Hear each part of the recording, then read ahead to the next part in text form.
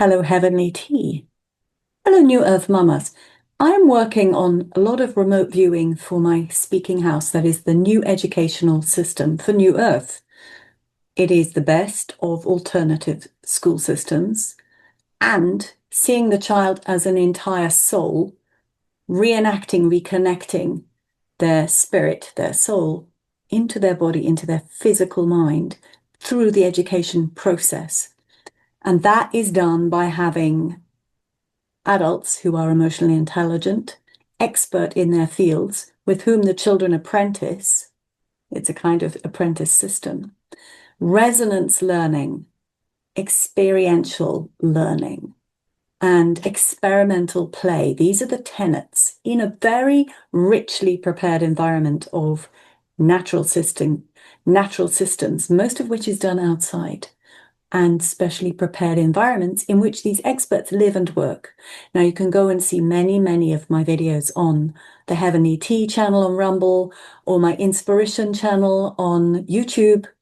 There are some on Gnostic, but Gnostic does tend to, we are using specific subjects, and I've put a lot of my education, the speaking house, into small videos, and Gnostic likes nice long ones. So go, if you can't find anything on that channel, please go and look on my Inspiration YouTube and the Heavenly Tea on Rumble. And go to my website. It is the 3Ws, inspiration.biz. You can find all the work I do, the consulting work I do with you, parents and children, to find this connection again, to establish what is it that my child actually needs in their learning experience.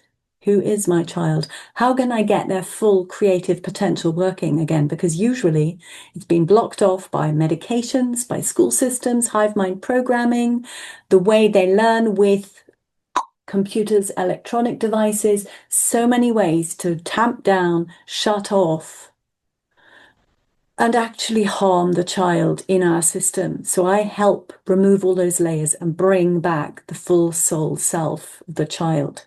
It's a lovely kind of work I do.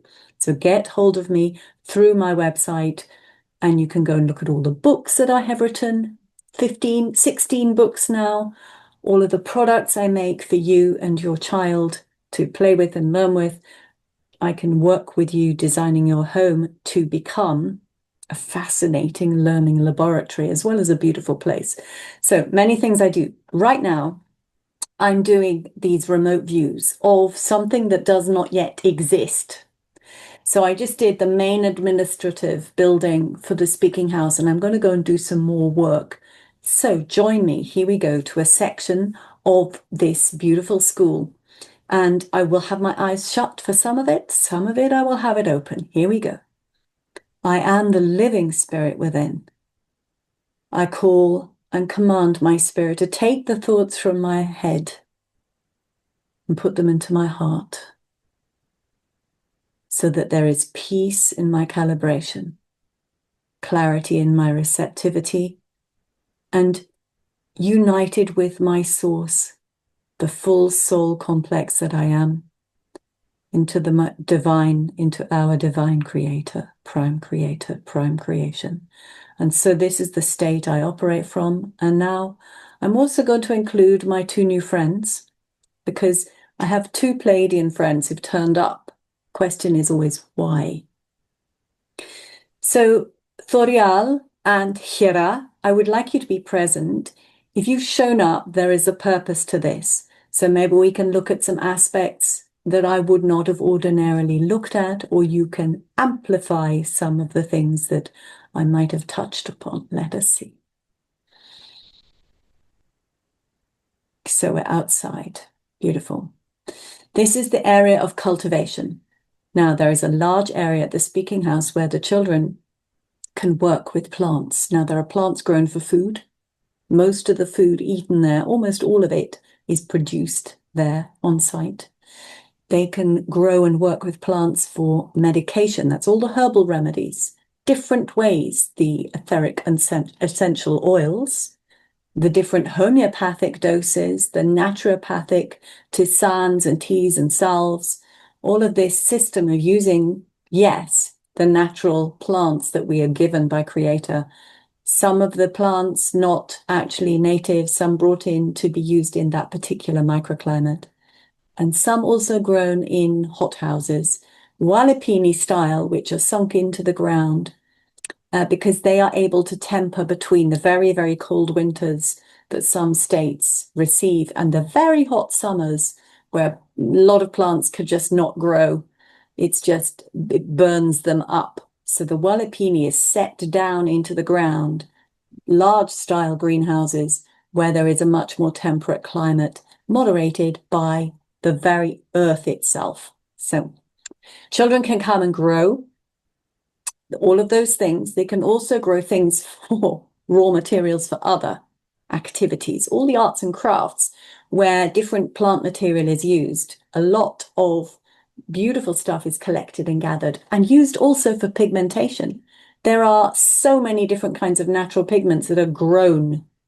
Rose madder, think of that, madder plant grows near the water, for example.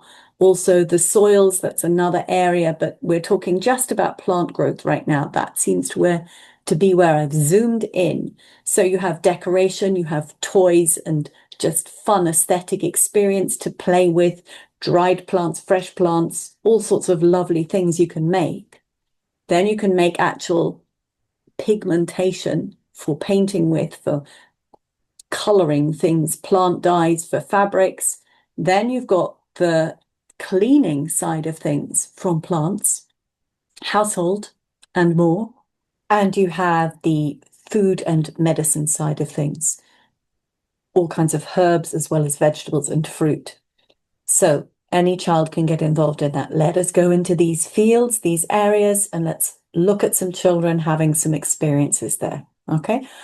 5, 4, 3, 2, 1. Here we go. There's one child I see. She's wearing a little blue raincoat. It must be a wet day like it is here. No wonder I'm seeing.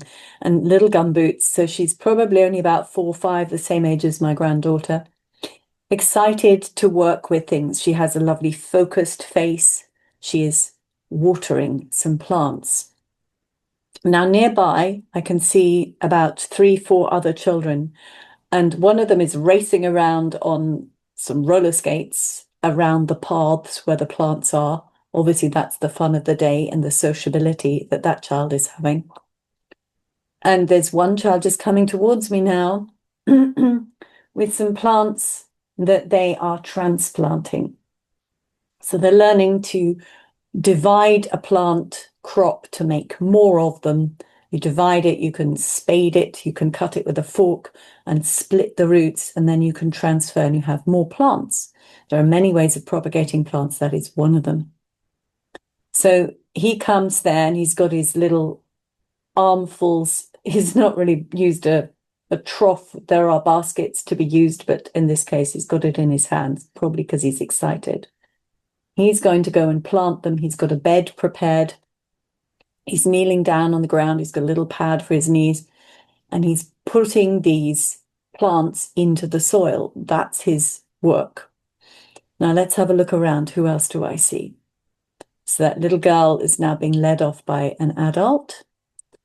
We've got we'll follow this crazy roller skater. It's a bit crazy to skate. It's not paved surface between the plants. It's actually French gravel, which is compressed, very fine stone. It's just about okay to roller skate on, but maybe he's doing an experiment on different textures and speeds. The way people learn in the speaking house is holistic. It is integrated learning. So if you are learning about friction and speed and you're calculating it, you may want to try out your roller skates on a variety of surfaces and textures and make calculations. Remember, an iPhone will tell you how many steps you do. You can work out within a period of time how fast you're going just from that. So there are many ways to calculate mathematics, friction, that's physics, weight and load by playing. That's the kind of work that gets done. Let's go into more detail. So I'm going to follow him. And what can I see here? I'm seeing some gentle slopes where I do see plants in stripes, like the old strip lynchets in medieval Britain and Europe, in fact, where plants were grown similar plant in a maybe triple row of the same plant, but for a long distance. It meant that that plant could be looked after by one person on either side intensively during its time that it needed. And the neighboring plant might be a plant which enables the health of its neighbor. So it might be one that frightens away the pests that would eat the neighbors, for example. You can still to this day plant tagets and marigolds around plants to scare away the slugs and other insects. So they would have these complementary planting systems, and that's the kind of planting that's used. It's a type of permaculture because that is the most yield, the most intensive, and also the way you can study interrelationships, which is another great area for children to learn from. So here we go. I'm seeing these sort of longitudinal stripes of different plants, and we're zooming along and we come to the flowers. There's some lovely flowers. What I find with the flowers is there's a lot of bees. That's actually what this guy is studying, the roller skate person, the bees. So he's got a film. He's going to be filming the bees. He's actually capturing the number of bees in that region on that day. He's doing a little watch. Let's see if we can find any beehives. At the end of the row behind several rows of different flowers are the beehives. Now, I'm looking around to see if we can find some fruit trees. Fruit trees often blossom at different times to summer flowers. You think of flowers in your house, and they're very often, June, May, June, maybe July if they're intensively watered. Whereas the fruit trees tend to have their florals up in the springtime, don't they? However, they're wonderful for positioning near to beehives and vice versa. So what I'm seeing is this whole area is surrounded by espaliered fruit trees of different kinds. We've got almonds and apples and pears and cherries, peaches in very, very sheltered places, plums, basically the kind of fruit trees you would expect, some walnuts. Did I say almonds? I think I did, yes. So those are nuts, I know. Let's see what else we can find. Right, there's a group of children looking at a pond with frogs. Now, that is just on one side of this planting area because it's good to have natural reservoirs of water where you can use a vacuum pump hose and just take the water to spray the plants whenever they need them. Let's look at where this water comes from. So if we go above and fly above, which you can do if you want to with remote viewing, I can see that under the ground there are French drains, which are terracotta pipe drains that are put at a very slow slope in fields to drain them. What they are doing is there are a series of reed beds near to the house and down the slope so that the wastewater, the grey water from the washing machines, from the washing up, from the dishwashers, from the sinks and the basins, they are going into these beds, and then they're going into the field drains where the water is being neutralized and eventually goes into another bigger reed bed before a little pond reservoir from which the water can be then taken, because it's now purified with enough of the right bacteria, back onto the plants. So it's a wonderful recycling of all of the grey water. The solid waste goes somewhere else. I'm not sure if we're going to look at that right now. We're looking at the planting in the beds, but it's nice to see there's a little group of children and they're looking and listening to the frogs and they're making the sounds of the frogs. They're watching the jumping.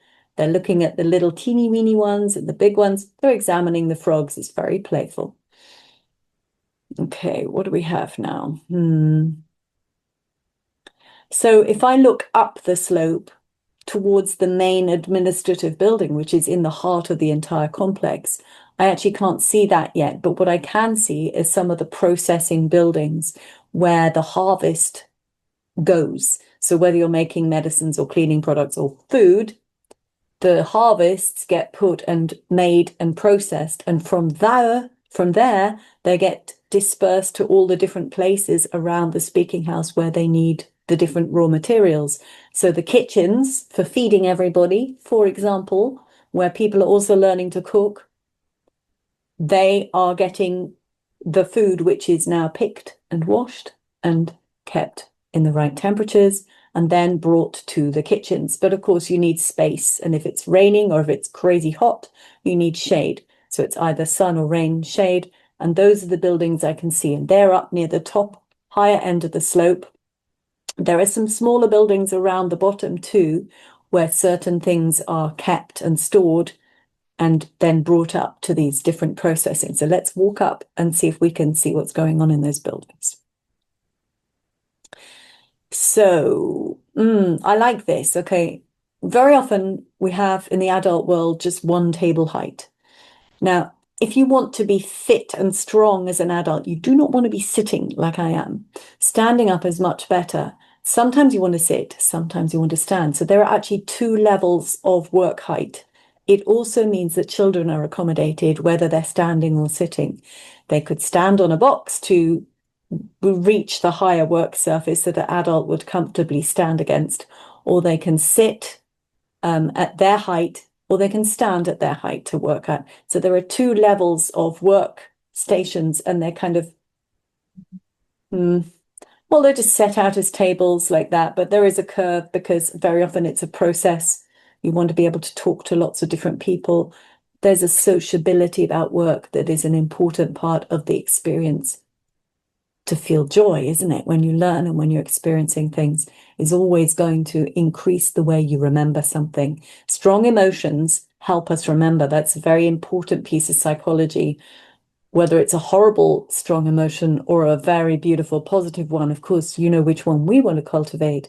But the intensity of emotion burns the experience into your memory with greater intensity. Obviously, it's just going to last longer. So the more joy you have and the state of alertness, because you're doing your thing and you've got banter and happiness, it enables you to perceive and it's not just perceive. What was the word? To assimilate the information. Okay. To also, when you're in a happy state, you can have ideas. Suddenly they pop into your mind because your spirit is very happy to work with your brain and your body in that state. It's like easy access for the spirit. And the spirit is our endless creative imagination. So it just pops in with all sorts of wonderful lateral thoughts, innovative, creative thinking. So let's have a look. What else do I see going on in there? Let's look up. The ceiling's quite high, and that's fun because there's a whole lot of stuff drying in the ceiling. Obviously, hot air rises. We know that. There are ceiling lights, some of which can be closed over if it's too intense. But I'm seeing huge bundles and rows of all sorts of extraordinary things drying. Now, a lot of that will be for the medicinal work. Some of it for seeds for replanting, and some of it for just the beauty of dried plants in buildings. So it's all carefully categorized. Obviously, some people have worked that as a project, but the ceiling beams, which are actually metallic trusses in this case, there's a mixture actually. What else is in there? Some poles of wood span between the main struts of these metallic beams. And from there are hung all of these things. So it's like a sea on the ceiling of all these different beautiful plants drying in different places, even tobacco. Watch Dr. Brian Ardis to know about what real tobacco is for. Okay, let's have a look. So that's up above. We've got these two heights. Most people are wearing an apron to protect their clothes. That's a good idea. Some have got them personalized, so someone must have been doing some projects on sewing and so on. There are the adults there I'm just seeing have got quite thick leather aprons. We may come to talk about leather later. Now, I want to see what else is going on in this building. So yes, I'm seeing in one area a lot of dye vats. So you can make all kinds of color pigmentation for painting walls with, for dyeing fabrics with or without mordants. Those are fixatives. Usually if you want a permanent dye that doesn't leach back into the water, you use a mordant. And there are kind ones and environmentally human and animal friendly ones, which you can grow and make and dig up.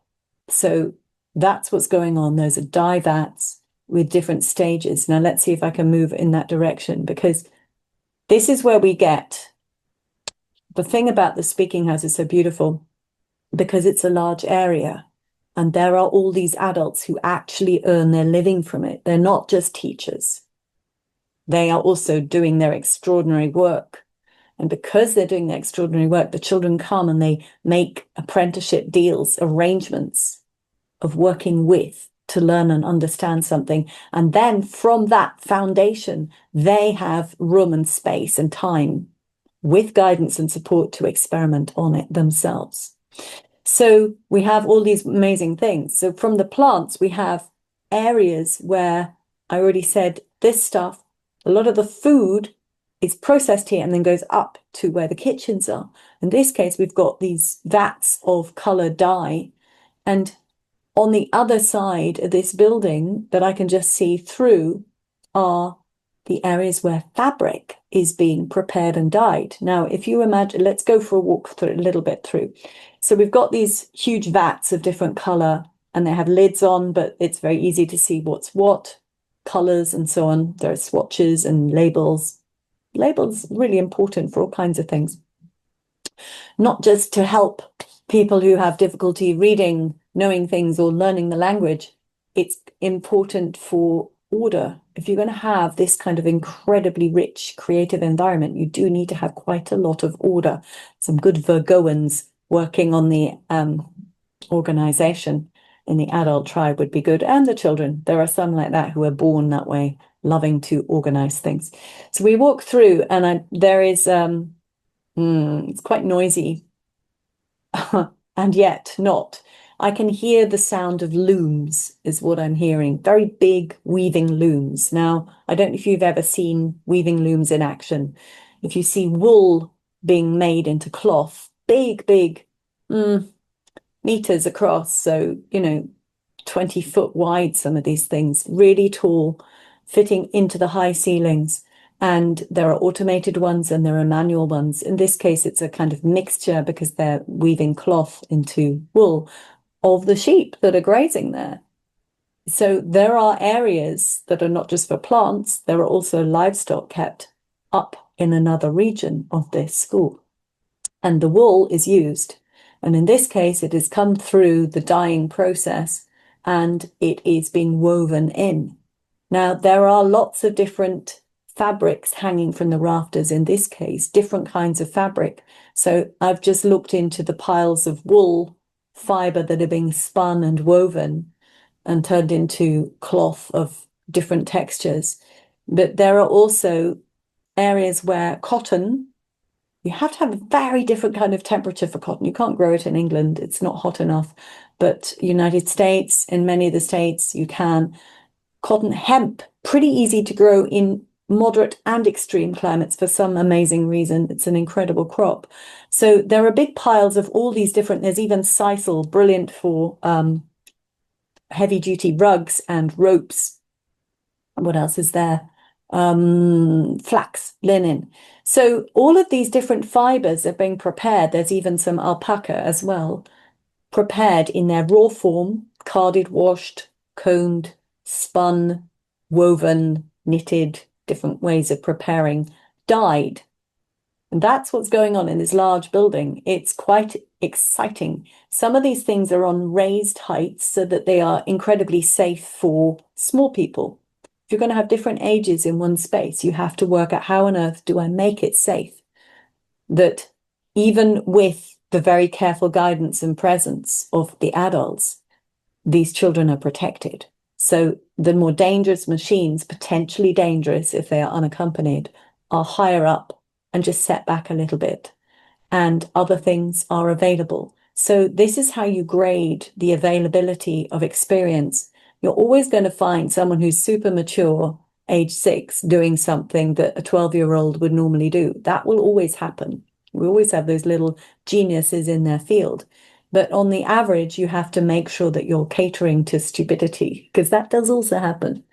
So the safety factor is important in the way it's planned and arranged. And that is done through the adults, the way they discuss and plan the space in the actual inception. And then, of course, things can be shifted to an extent. So that's what's going on in that building. I'd like to come out of that for a moment and to go back into the room we had where there are all these beautiful dry flowers and see if we can see something being made, because over here on the other side is more of a laboratory experience. And I can see this is where a lot of the chemical work will be done.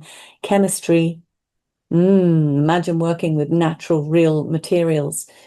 So they have all these different plant elements, and so much of our chemistry comes from plants. Where does the rest of our chemistry for our experimentation and learning come from? It comes from the soils and the minerals. So we also have small mining operations because most places have a rich variety. It's just that we don't think of it like that. Where if you go down the geological strata, you can dig out certain minerals.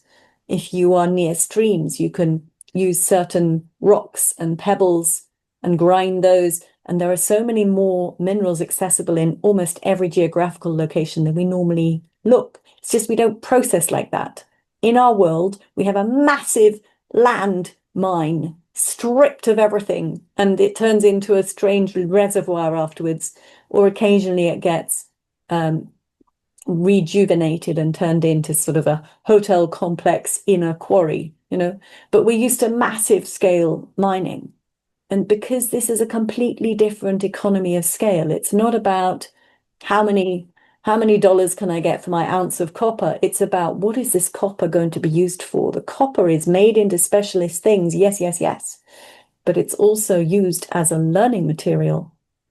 So you're actually using it to experience the raw information to make you understand all sorts of processes and get you along the ladder of understanding knowledge. It is the library, it is the university using these raw materials. So it's a very different kind of a value. You don't need to source out, I want 2 pounds of copper delivered for this experiment tomorrow in my lab. No, it's coming from the very place. So it has a different purpose and value, the way the economy of this place works. And that sounds to some of you like, watch talking gobbledygook, it'll be way too expensive. But no, because that brings money. Okay, remember, this is a training place. This is a recovery and a healing place. This is an inspiring place. Every time someone comes to visit, they pay for it on some level. Every time something is made, it is sold on some level, whether internally or externally. So there's a different kind of economy going on. It's important to point this out. So out here we have laboratories fed by plant and other things. And it looks pretty standard as a laboratory, except we've got the 2 heights, we've got the danger zones, we've got very specific areas which are blocked off with a glass screen so small people can look. Of course, they're not going to get underfoot. The dangerous things kept in a safe place. This is a very different kind of architecture. This is building stuff for adults where children are also present. We don't do that in our society, in our world. We have separation, complete separation. But no, this is integration. This is how children get to learn the real stuff. They can develop very deep, high levels of not just intelligence, but knowledge in these places. So this is essentially a laboratory, and I can see in there, this is where the dyes were being prepared for the dyes for the cloth. This is where essential oils are being prepared for the medicinal compounds that are sold and used, studied, and the scents that are used. I have, for example, incredible books from my mother who studied perfumery, great secrets of the perfume houses. And it's all about the raw materials and how we use them and combine them. That information will be in there too. So it's not only about health, it's also this beautiful spiritual health with perfumes. And in these laboratories are the cleaning materials made for the school, for the washing machines, for the dishwashers, for the cleaning the dishes, cleaning the clothes, cleaning the places. We need that stuff. It's made there in lots of different ways with experiments. How exciting! Using natural raw materials. Children are getting involved in it because there are experts living and working there who do that. And the children are able to play. And those experts have a fun time because it's not just let me do the same thing forever after. No, they get to join in the experimentation. So they're always faced with something different. They're always faced with a child who has a question, and it creates innovation. These are centers of innovation. This is like the old universities of very ancient times, except those ones were misogynistic and very limited in terms of what could be done. I'm talking about medieval days university. This is male, female, child, and adult working together for delight of knowledge. Yeah, okay. That's enough of that. Right, I'm going to see, is there anything else I want to talk about right now with that? Because I think that's quite long. No, I think it's a little demonstration. We'll go and look at another area sometime. I would love to talk with you about the animals because I've had a lot of conversation with my inner earth friend, Elfie, Faye, we call her, because the inner earth, the ant people, there are lots of different inner earth beings. The ant people are very ancient ones known by the Hopi and many other cultures, and she is one of those. We also classify her as a one of the Fae family, one of the fairy types. So she's talked to me a lot about animals and how we look after them, the animal husbandry. Wifery? Husbandry. So we'll look at that too. And I will say thank you very much for concentrating, and I will see you soon.